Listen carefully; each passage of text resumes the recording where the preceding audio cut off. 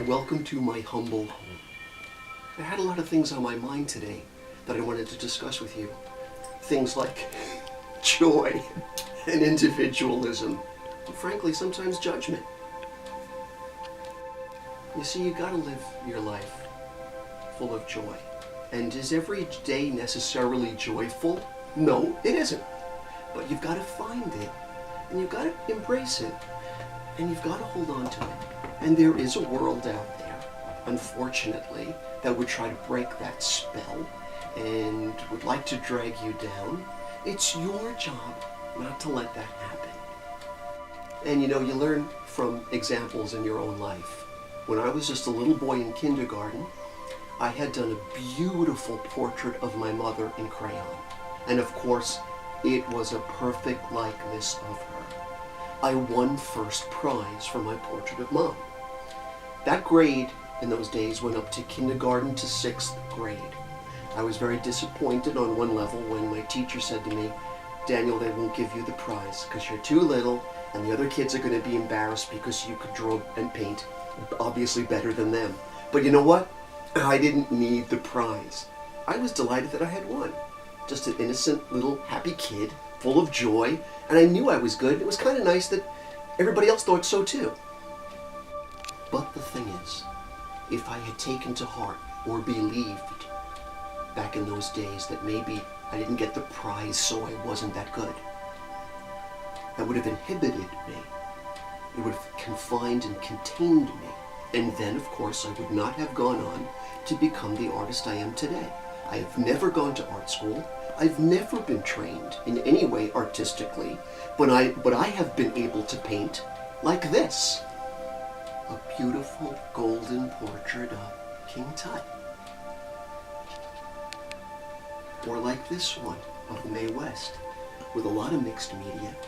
And I even went through the trouble, the absolute joy of putting little golden curls in her hair. And sometimes when I speak publicly, I ask guys or gals in the audience, if you've got a nan or a grandma or an aunt that's passed and she's left behind missing broken pieces of jewelry, go green, send them to Danny, and I'll immortalize them in pieces, like this.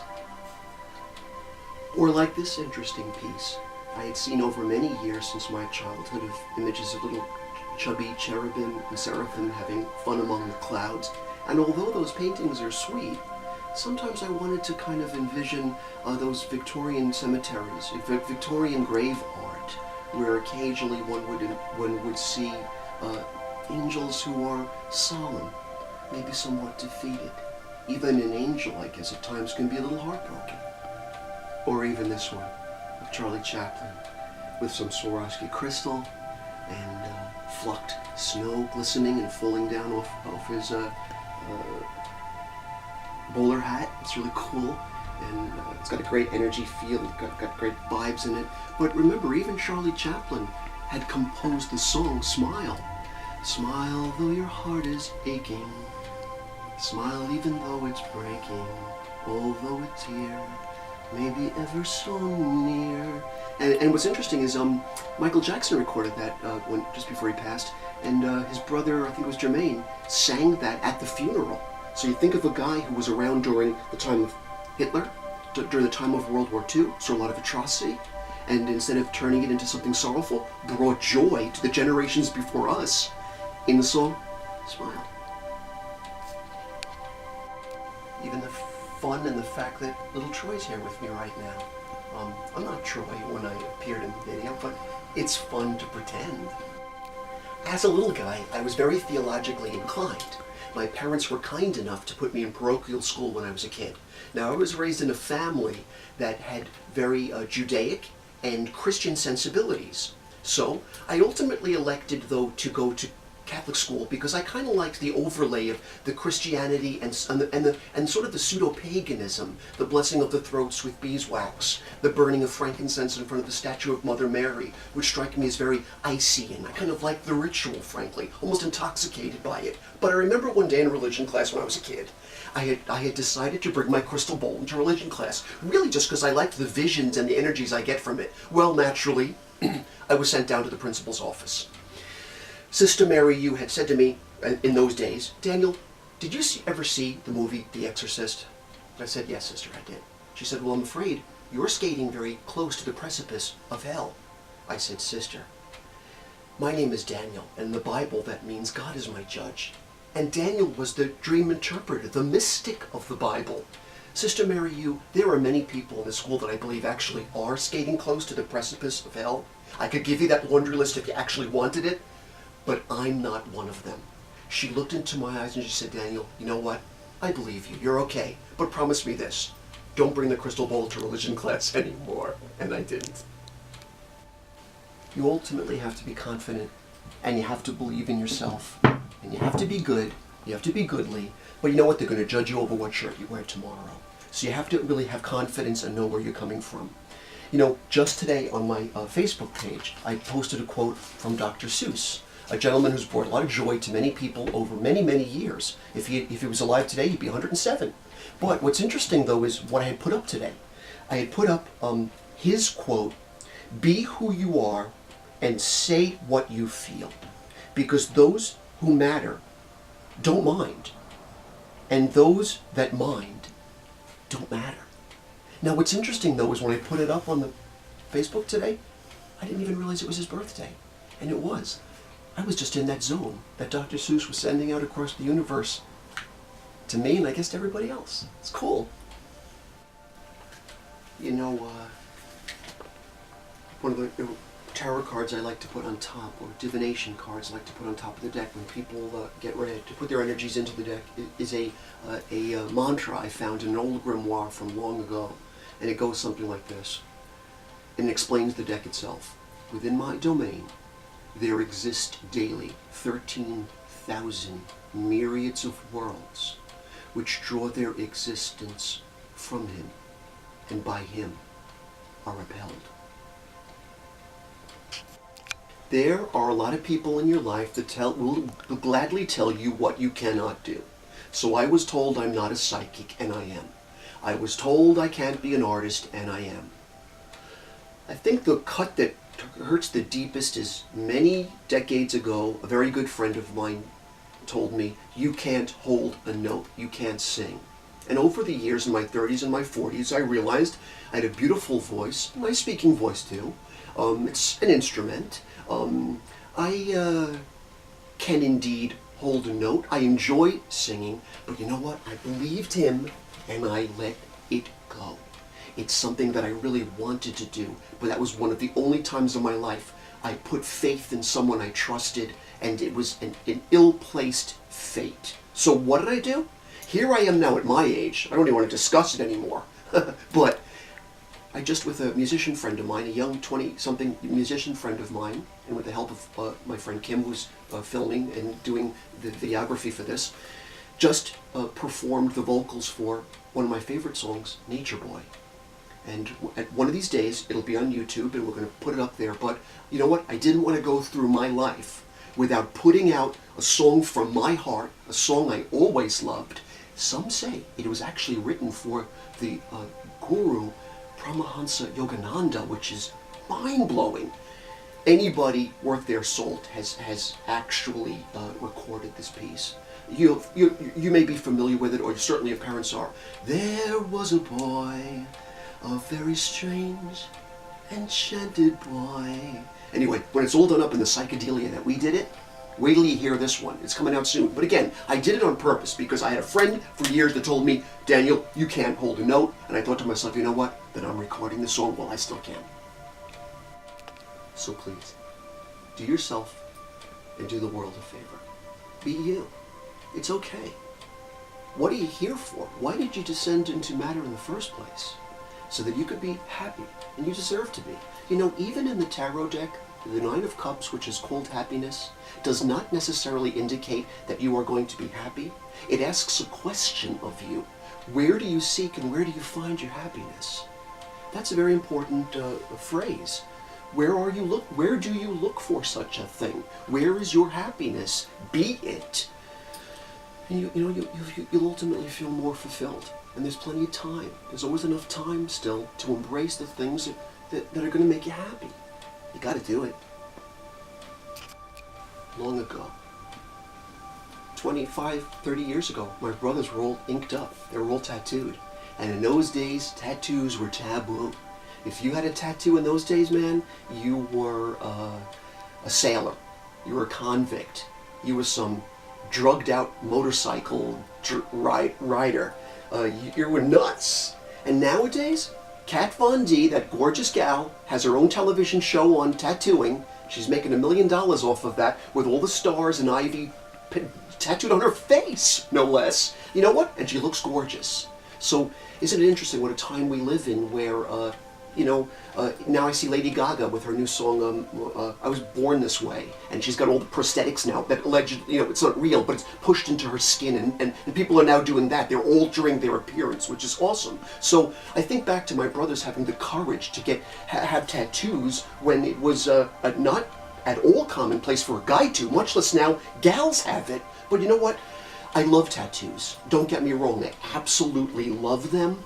But it's hard for me as an artist to commit to tattoos because I don't really know if I want to live with a particular thing the rest of my life. So I love when I speak publicly and everyone in the audience, and my wife sometimes sits in the audience and everyone's going, "Oh my God, did you see tattoos? He's got tattoos. Did you see his tattoos? My God, he's all inked up." Well, you know what?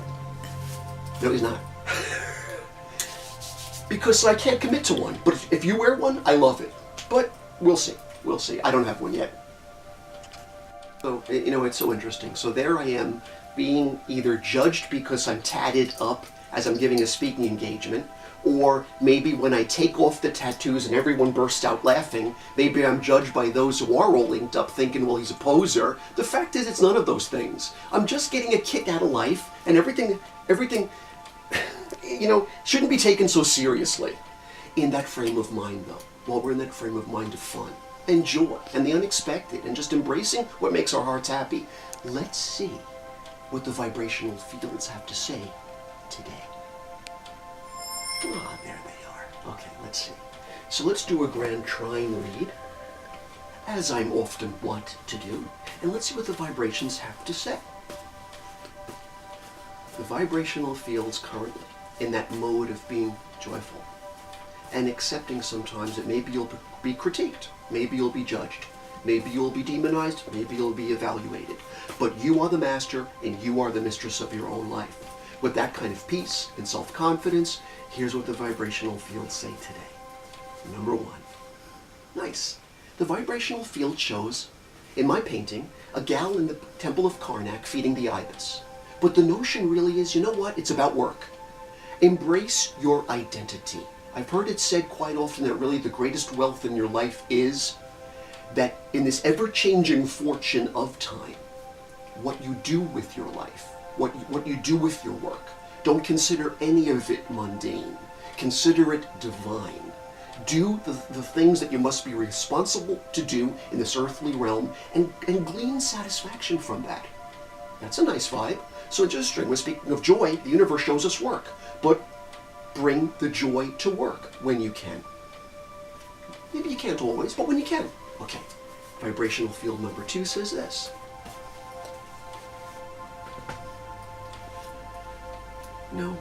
Doing these videos so long now, and there's a consistency to the vibrational field, but it's highly Scorpio ruled. And the mantra is, you are a child of great transformation. And that's the way you should see yourself. You're always evolving. So that's what I like about Scorpio energy. It's now under that video, look it up on YouTube that I did, the 13th sign, Asclepius, Ophiuchus, Chiron, the wounded healer, the person who has the ability to say, I'm immortal, I'm eternal. I might be wounded by the experiences of my life, but you know what? I've also grown from them. That's what this vibe's trying to tell you guys. And let's take a look at now the helix of the pyramid.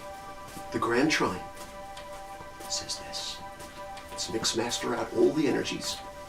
The vibrational field today is wont to say this. The Ace of Swords. It's metal. It's gold and silver. Now we just got out of a metal tiger year, and we're in now the golden rabbit year.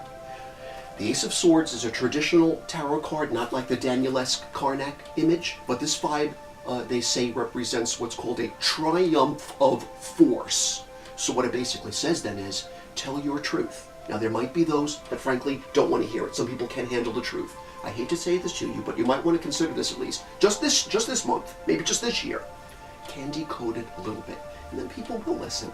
And then maybe you could even have been a catalyst for a bit of their change. But here's what you got to do, though, when you're telling great truths. You don't want to cut off anyone's head in the process.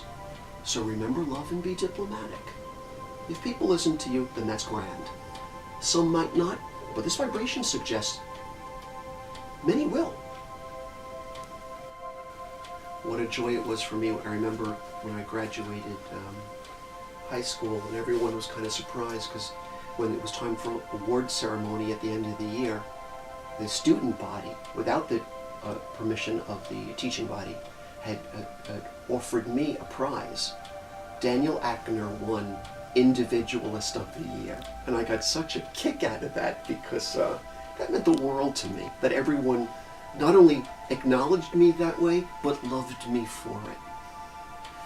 You know, there's a little saying I keep up on the living room wall, and I kind of just find it so endearing. It says, it's by the way, it's by Roald Dahl, but it says, "Watch with glittering eyes the world around you, because the greatest secrets are always hidden in the most unlikely places.